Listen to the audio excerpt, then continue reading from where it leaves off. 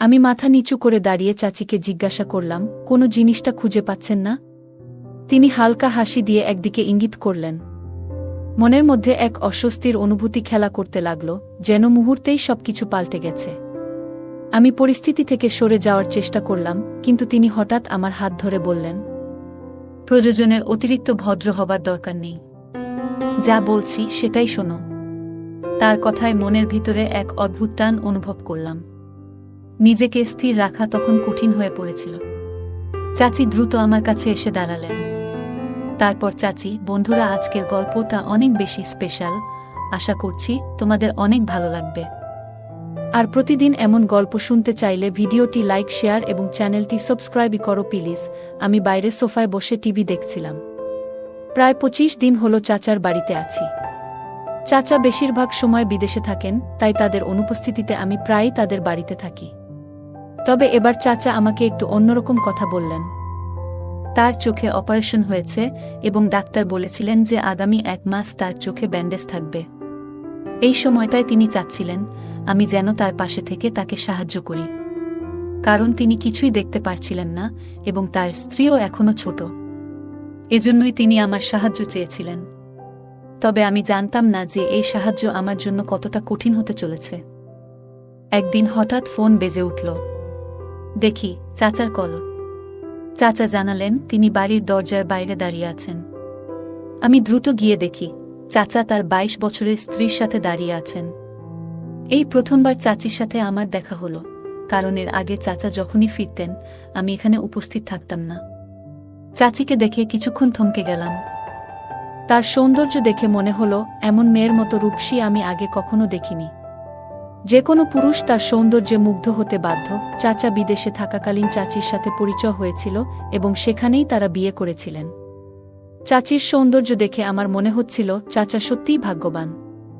কিন্তু চাচির চোখে আমি এক ধরনের রহস্যময় দৃষ্টি লক্ষ্য করছিলাম, যা আমাকে কিছুটা অস্বস্তি দিচ্ছিল।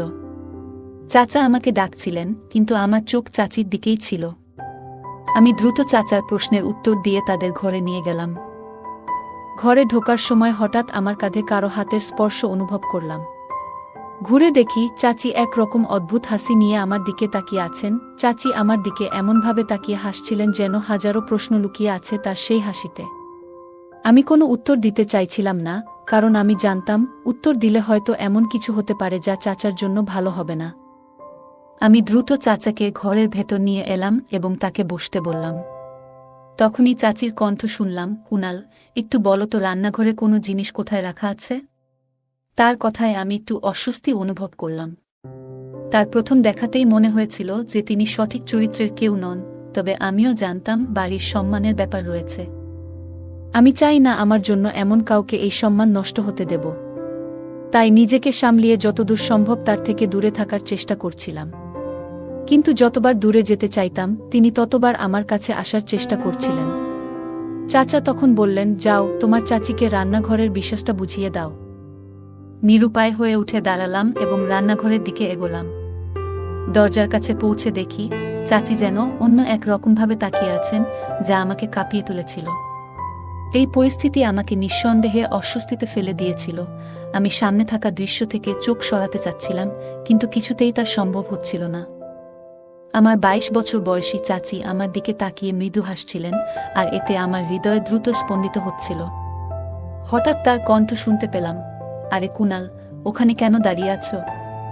এখানে এসে দেখাও তো রান্নাঘরের জিনিসপত্র কোথায় আছে।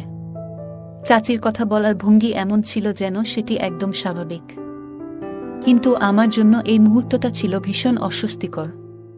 আমি চোখ নামিয়ে নিলাম, কারণ জানতাম বেশি সময় তাকিয়ে থাকলে নিজের উপর নিয়ন্ত্রণ হারাতে পারি, যা কোনোভাবেই চাইনি। আমি যখন তার কাছাকাছি দাঁড়ালাম তখন হঠাৎ তিনি আমার কাঁধে হাত রাখলেন। মনে হলো শরীরে যেন বিদ্যুৎ খেলে গেল, আর আমি তাড়াতাড়ি পিছিয়ে দাঁড়ালাম। আমাকে দেখেই তিনি মুচকি হেসে বললেন, বাহ, তুমি তো আসলেই বেশ সৎ। ভাবতেই পারিনি তুমি এতটা সরল। আমার ধারণা ছিল তোমার চরিত্র অন্যরকম। তার কথা শুনে আমি হতভম্ব হয়ে গেলাম। এমনভাবে বলছিলেন যেন আমার পুরো জীবনটাই তিনি জানেন। তার এমন কথায় যেন আকাশ ভেঙে মাথায় পড়ল।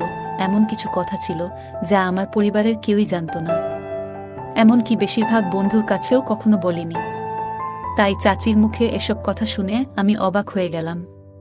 তিনি আমার দিকে তাকিয়ে হাসলেন এবং বললেন, তোমার এত অবাক হওয়ার দরকার নেই, আমার জন্য এসব জানা কঠিন কিছু না।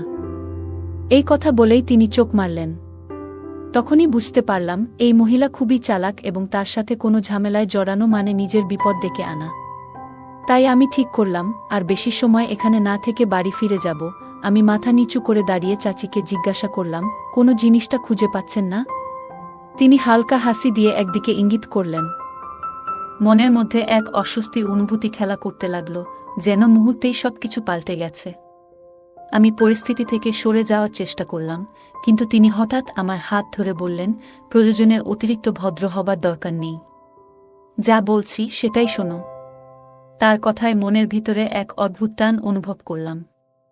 নিজেকে স্থির রাখা তখন কঠিন হয়ে পড়েছিল। চাচি দ্রুত আমার কাছে এসে দাঁড়ালেন। তাকে আবারও দেখতে গিয়ে মন আবারও অস্থির হয়ে পড়ল। কিন্তু তার দিকে এগোনোর আগেই হঠাৎ কারো পায়ের আওয়াজ পেলাম। চাচা এসে পড়েছিলেন। আমি তাড়াতাড়ি সরে দাঁড়ালাম। আমাকে দেখে চাচি মুখ বাঁকালেন এবং বললেন, ভয় পেও না, তিনি কিছুই দেখতে পাবেন না। তার কথায় কোনো উত্তর না দিয়ে আমি চাচার কাছে গেলাম এবং জিজ্ঞাসা করলাম, আপনার কিছু লাগবে কি? তিনি মাথা নাড়িয়ে বললেন, না, আমার কিছুই লাগবে না। তবে আমি চাই তুমি। চাচা আমাকে বললেন, তোমার চাচিকে ফার্ম হাউসে নিয়ে যাও, কারণ এখান থেকে যাওয়ার আগে থেকেই সে সেখানে যাওয়ার জন্য খুব উৎসাহী ছিল। তুমি জানো সেই এলাকাটা কত সুন্দর।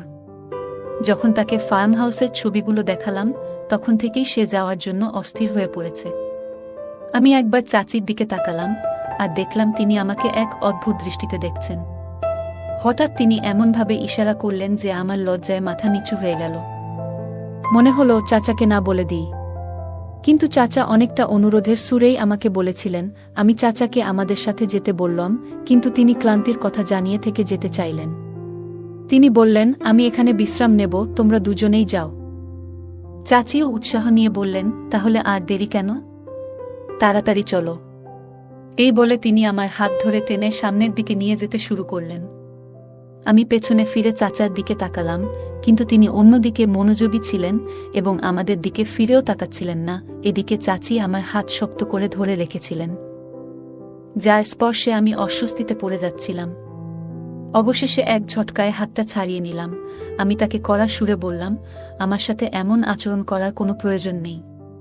তুমি যেভাবে আমাকে ভাবছ, আমি সেরকম নই, আর তোমার কোনো ইচ্ছাও আমি পূরণ করব না। আমার কথা শুনে তার চোখে জল চলে এলো, কিন্তু আমি তার দিকে আর একবারও তাকালাম না। তাই এতে আমার কোনো প্রভাব পড়ল না।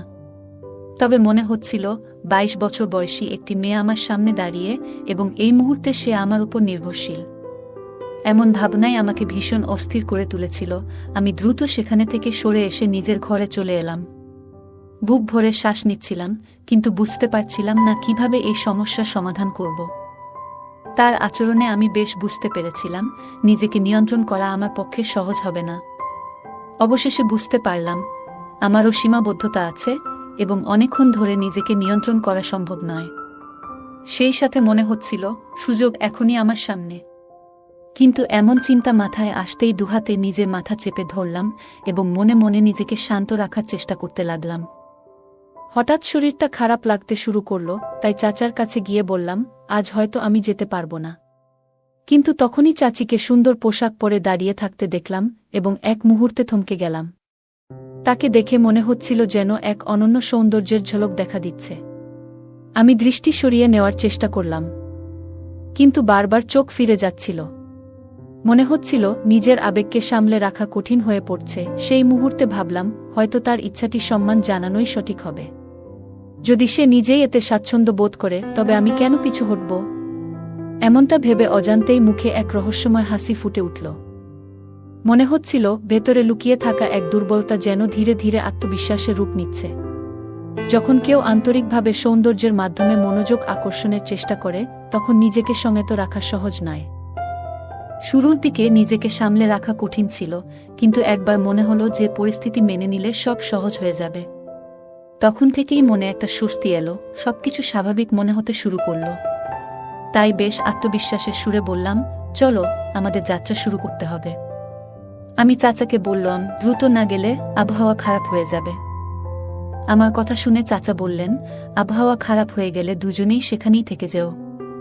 চাচার এমন সহজভাবে বিশ্বাস করাটা দেখে আমার মনে একটু অপরাধ বোধ তৈরি হলো। চাচা আমার ওপর যে আস্থা রেখেছেন সেটা মনে হতেই অস্বস্তি হচ্ছিল। তখন হঠাৎ অনুভব করলাম কেউ আমার হাত ধরেছে। তাকিয়ে দেখি চাচি দাঁড়িয়ে আছেন আর মিষ্টি করে হাসছেন। চাচি বললেন, চলো, আর দেরি কেন? আমি হেসে ফেললাম, যা দেখে চাচি একটু বিস্মিত হয়ে নিচু হয়ে তাকালেন। তাকে নিয়ে দ্রুত গাড়ির দিকে এগোলাম। পথে তিনি মুচকি হেসে বললেন, তোমার তো সাহস এত তাড়াতাড়ি ফুরিয়ে গেল। আমিও হেসে উত্তর দিলাম, সামনে এমন একজন সুন্দরী থাকলে কারই বা সাহস থাকে? তার হাসিটা বেশ মোহময় ছিল। যদি বলি তিনি সম্পূর্ণ রূপের আধার, তাতে ভুল কিছু হবে না। তার কণ্ঠ থেকে শুরু করে তার হাসি সবই বেশ আকর্ষণীয় ছিল। তখন বললাম, সেখানে গিয়েও কি তুমি অন্যদেরও এমন করে আকর্ষণ করবে? আমার কথা শুনে প্রথমে সে একটু রেগে আমার দিকে তাকালো, কিন্তু কিছুক্ষণ পরই হেসে উঠল। তার এমন আচরণ দেখে অবাক হলাম, কারণ আমি তো কোনো মজা করিনি, শুধু সোজাসুজি এক প্রশ্ন করেছিলাম। সে বলল, না, আমি ওখানকার অন্য কাউকে আকর্ষণ করার চেষ্টা করিনি।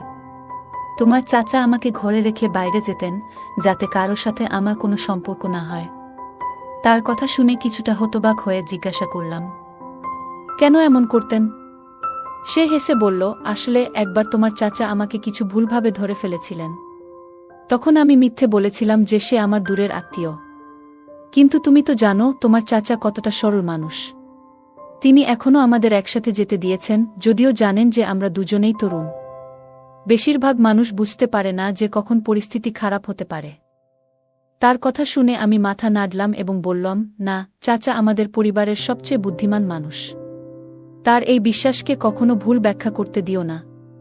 সামনে তো বাবার চালাকি বেশিক্ষণ টিকতে পারে না। আমার কথা শুনে সে হাসল এবং বলল, হয়তো তাই হবে, কিন্তু আমার ব্যাপারে সে একেবারেই বোকা। আর এটা নিয়ে আমি বেশ খুশি। এখনো তুমি জানো না যে সে আমাকে কতটা বড় আনন্দ দিতে চলেছে। আমি ওর দিকে তাকাতেই সে খিলখিল করে হেসে উঠল। ফার্ম হাউস এখানে থেকে প্রায় 2 ঘন্টার পথ।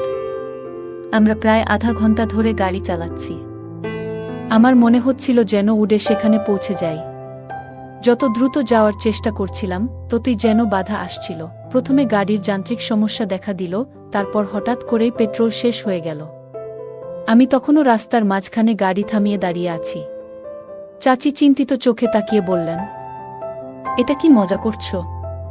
তুমি বুঝতে পারছো না যে আমার ধৈর্য হারিয়ে ফেলছি? আমি তাকে বকাচকা করে বললাম, আমার অবস্থাও একই।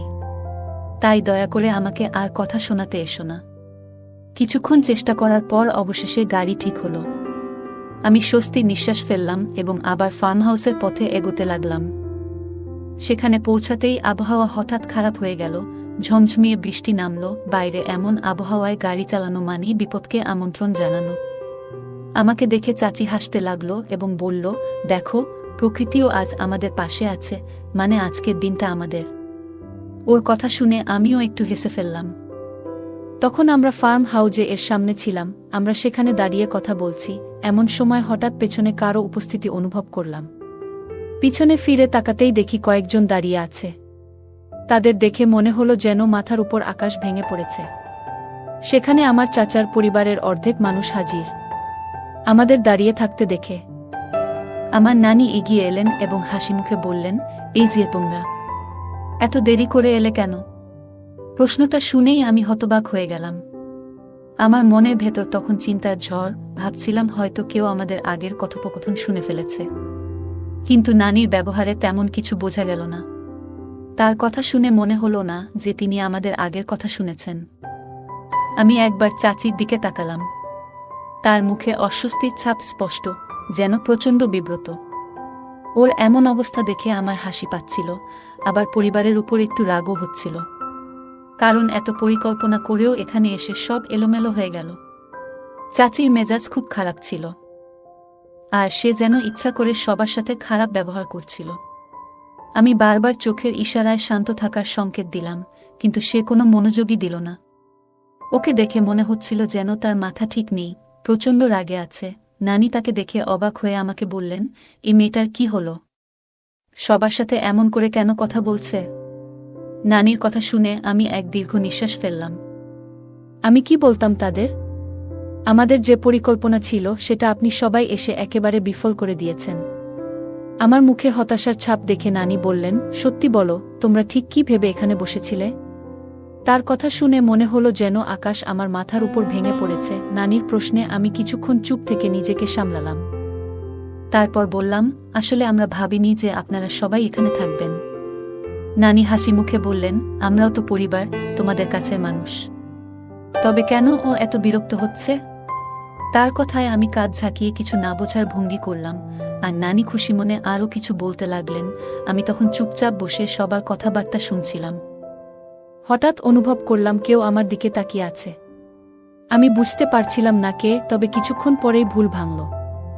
দেখলাম চাচি নয়, আমার এক কাজিন আমার দিকে তাকিয়ে আছে। আমাদের চোখাচোখি হতেই সে তাড়াতাড়ি চোখ নামিয়ে নিল, তার মুখে লাজুক হাসির আভা ফুটে উঠল। সবটা দেখে এক মুহূর্তের জন্য আমার বিশ্বাস করতে পারছিলাম না, কারণ ছোটবেলা থেকেই আমি এই কাজিনকে পছন্দ করতাম। তবে কখনো মায়ের কাছে সম্পর্কের বিষয়ে কিছু বলিনি, মনে হতো ওরা ধনী পরিবার থেকে, আর আমাদের মতো সাধারণ পরিবারের সাথে ওদের সম্পর্ক হবে না। কিন্তু ওর আজকের এই তাকানোর ভঙ্গি আর মৃদু হাসি বলে দিচ্ছিল যে সম্ভবত সেও আমাকে পছন্দ করে এবং কাছে টানতে চায়। আমিও হেসে ওর দিকে তাকালাম। ঠিক তখনই মনে হলো কেউ যেন আমায় খোঁচা দিল। তাড়াতাড়ি অন্যদিকে তাকাতেই দেখি চাচি বসে আছেন, রাগে আমার দিকে তাকিয়ে আছেন।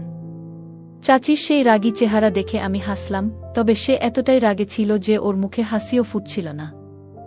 যাই হোক, সবকিছু এমনিতেই গিয়ে একেবারে এলোমেলো হয়ে গিয়েছিল।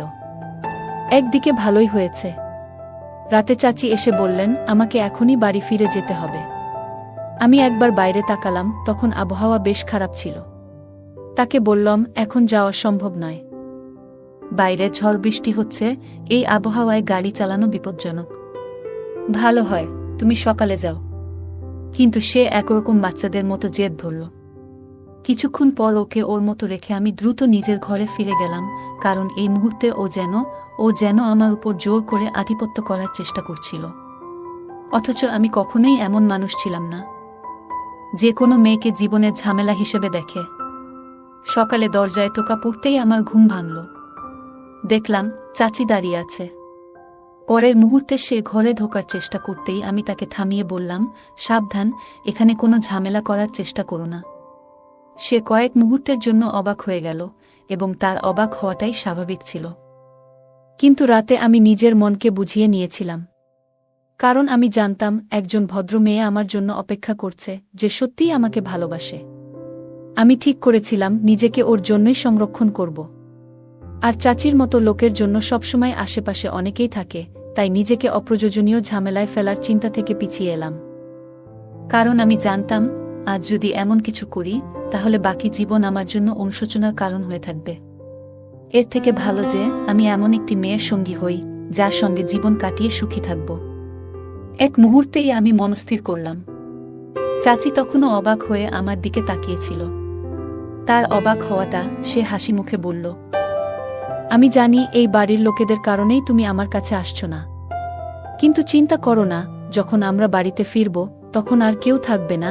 তার কথা শুনে আমি চুপচাপ তার মুখের দিকে তাকিয়ে রইলাম, কোনো উত্তর দিলাম না।